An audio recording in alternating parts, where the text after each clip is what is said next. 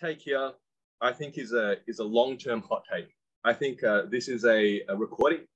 Me or you are going to look back on in 20 years' time when we're old men. All right. This player's retired. And I can say that I said this now in 2022. Okay.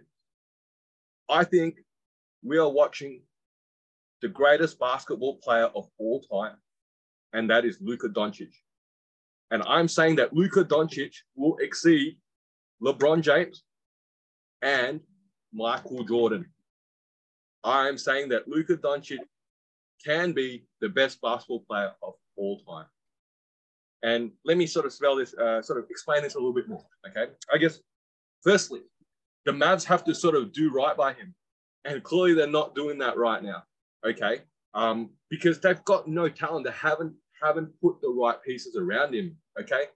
They're probably, and I'm going to take this back here because I don't think I actually put him in the top 6 in the West, all right? But now actually watching where Luka's taken his game again this season, all right, and you had obviously a picker for him as MVP, so you're probably doing well there. I think I picked Embiid, and he's not even playing right now, so I think that was probably a good pick for you so far. It's going well, okay. But the Mavs, okay, got to put some players around him, okay. What I think his prime is here. His prime is here, as young as he is, okay. Because in part he's played so long, okay. He's played obviously in Europe, okay. He's been a pro even before he was drafted into the NBA. Okay, he's ready to go now. And obviously, he had a bit of a poor offseason last year, and everyone saw that. Had a real slow start. Okay, this year he's come in. He's hot. Now 7 games in a row, 30-plus games. Only other player that's done something like that is like Wilt, I believe. Okay, and look, the Mavs have to put some talent around him. So here's how I see it shake out. Okay, I'm saying this is a 20-year snapshot. Okay?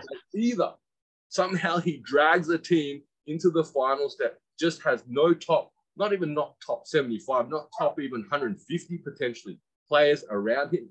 And they go to the finals and they win a finals in that way. Okay. Or obviously the Mavs or wherever else he goes, obviously, is another player that is in the sort of top 75, top 100 conversation. That is a legitimate second start, all right, around him, okay? And he obviously wins that championship, okay? And at the end of the day, we all know it's a numbers game here, okay? He's going to have to get to at least 6, okay? At least 6, okay? And I think he can. It's not fully in his control, but I think his ability definitely dictates that he could be the greatest of all time. So I've jumped on Basketball Reference because I'm just curious about, you constantly read headlines of Luka Doncic, the first player since X, Y, or Z to do this, youngest player to do this ever, those kind of things. Quite surprised. There's a couple of things that scream out this season. He's actually averaging 36 points in 8 games with pretty good field goal percentage, 52%. And then here's the weird part. His 3 is down from 33 on his normal career average to 26. So he's struggling a lot more from the 3, but I think we both can agree that's because he's creating the shot for the 3 himself, and there's not a lot of talent around him that's drawing attention anyway. So this is kind of what happens naturally. Look, I'm gonna say that he is going to probably be second. All right. What I'll do is I'll say he might eclipse LeBron, but I don't think he can get to Michael. And it comes back to this age-old debate. It's the 6-0, and it's the 6-0 potentially in an era that cannot be done anymore. Right now, the reason why I say it like this is the league is more talented than it is on average in previous decades. There's potential expansion happening in future years. There will be more talented players in the league. It isn't as easy, I think, to win a championship, get a dynasty going, that it was in the 90s. You see the Warriors dynasty and they still lose 2 of them. You see the Spurs dynasty, but it's staggered and they don't make the finals consecutively. And 3-peats are about as best as we've gotten with the Lakers. So I think what you're saying with the, bring a team to the finals, that's the LeBron 07 narrative, but he actually does it instead of failing to do it. Then, can Luka do a 3-0 comeback or something like that? I think Luka's case to the greatest of all time will have to be the more asterisk route where he gets the career stats akin to LeBron does, but does maybe a couple of different things that LeBron didn't in the playoffs.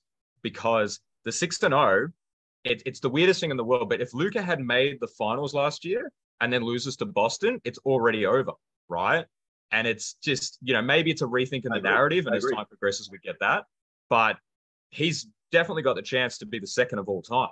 Greatest international player by far. Will probably hold that title for a very long time.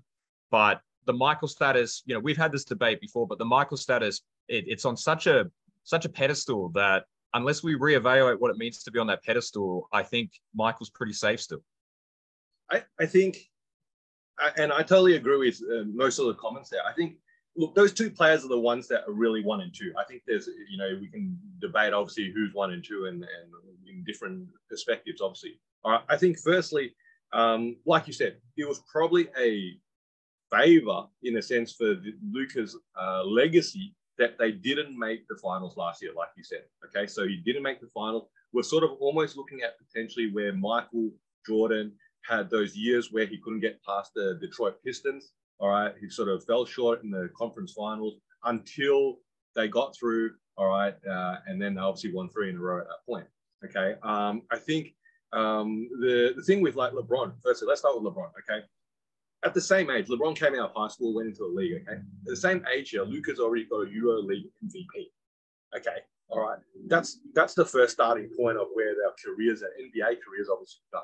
Okay, I think LeBron has always relied on his physical ability. He was always a freak athlete.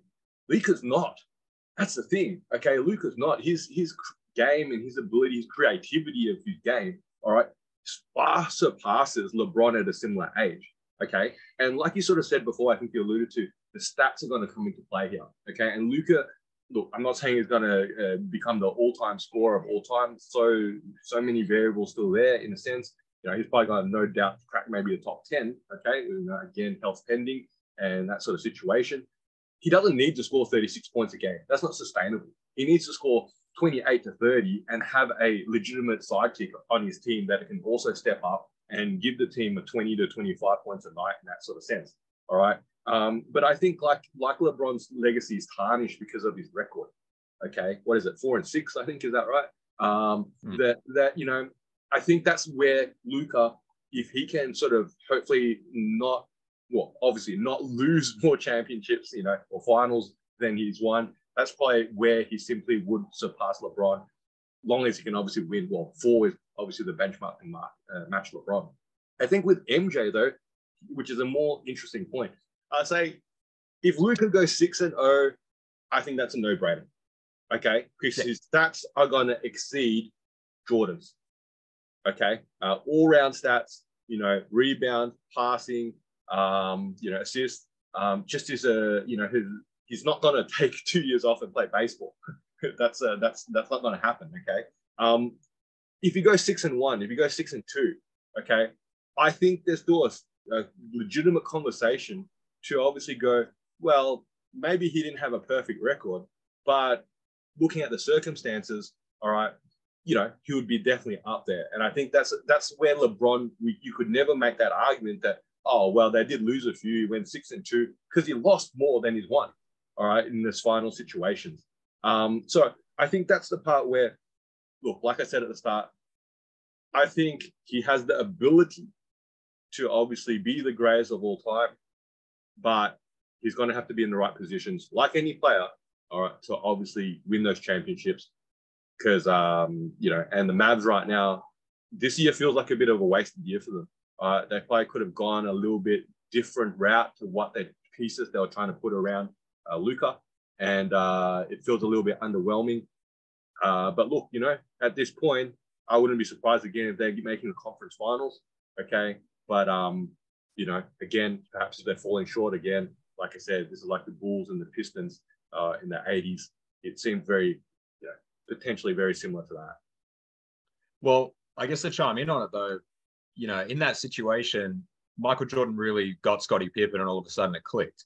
So how do they get his Scottie Pippen, so to speak? And then one of the tangents that's popped up in my head is Devin Booker that perfect person to slide next to him? And did Phoenix make a horrible mistake 4 or 5 years ago now? And this would be a different conversation where not only would my team be successful, but Luka would already be getting those championships. So It's not a hot take. That's just it's a big what if, I think. I think in part, sort of what you're saying, maybe we can explore this in another podcast.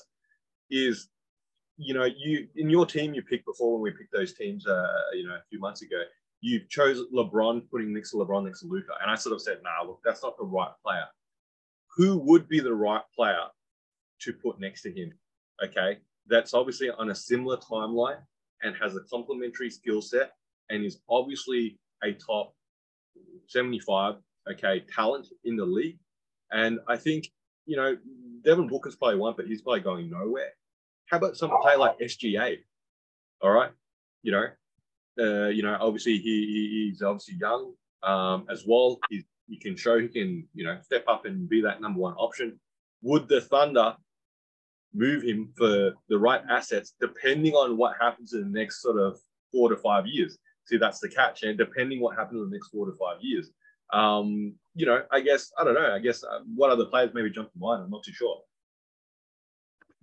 Well, I'm actually looking up the Dallas owned draft picks because, one of the underrated things we always talk about, we'll just trade this player for lots of draft picks. If you trade a good player to a good team and they stay good, those draft picks just aren't worth much. So just trying to see what Dallas Mavericks draft picks are. But, I think you need a shooter, right? You need someone else who can create their own shot as well, like a Bradley Beal also pops to mind. Could Damian Lillard work next to him? Of course, different timelines there, a lot older, but, playmakers with the shot-taking ability where, you have two players like that, you really can't double one or the other, but then obviously Luka's passing makes them even more deadly. But admittedly, we keep seeing that this doesn't work, right? Like we look at the Boston situation, we think Kyrie and KD should work together, but, the Boston series last year was indicative of the fact that you can have two really good scorers, but you can't ISO your way through an entire playoff series. So I can't really get a solid piece of information on this. So let's just assume that the SGA trade that does or does not happen, it comes with a lot of picks or, comes with a player. E.g., this could be like a preemptive hot take. Wembanyama for Chet Holmgren, SGA, and some picks. Maybe that would be the trade that OKC would do if they were unsuccessful in their pursuit of the tankathon, I guess.